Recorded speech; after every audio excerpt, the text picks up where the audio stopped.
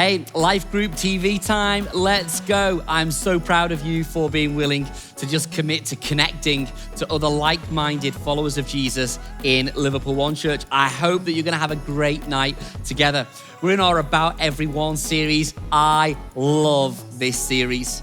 This Sunday in church, we spoke a message that I've actually been traveling around preaching, and I've called it, I'm broken, but I can still play. I guess that the essence of this message really is the entire essence of our church's heartbeat. Because as a church, what we genuinely feel like is that we're not perfect people, yet we're all trying to earnestly pursue a very perfect God. And yet that can be hard to do because what you and I both do is we keep score of our past mistakes, our past failings, our past difficulties and struggles. We know of the context of our life, and we also know that God knows it too. And that sometimes can affect us in the way that when we go through a time or a season where life isn't going great for us, it's oftentimes that point in history that it's most difficult for us to stay faithful for Jesus and passionately pursue a very perfect God. It's hard to follow a perfect God when you don't feel all that perfect.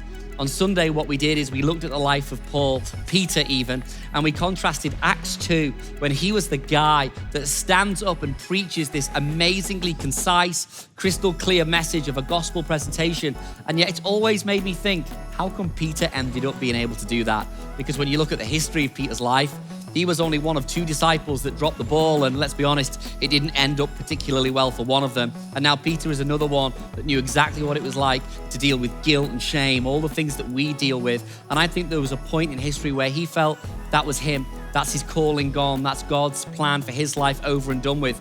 But we see in Acts 2 that it wasn't. We kind of studied what's the difference between Matthew 26 and Acts 2. How come Peter was able to get past his past? And what we find is there is a secret clue in Acts 2 where it tells us that when Peter stood up, he stood up backed with the 11. Principle being, there was 11 brothers, 11 friends whom Peter was able to take his mask off with and be real in front of.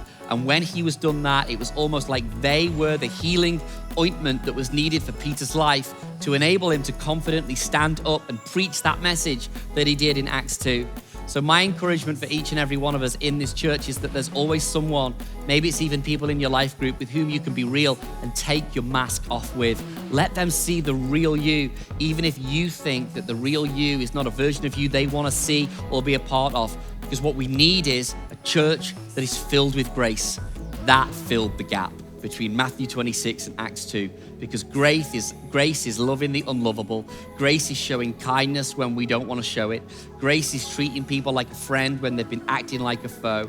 Grace is all about, I'm going to accept you for who you are and not according to how I expect you to be. And I want to build that kind of church where we are a church that really is about everyone because we demonstrate a grace-filled environment every single week. So, to start with, my question is simply this.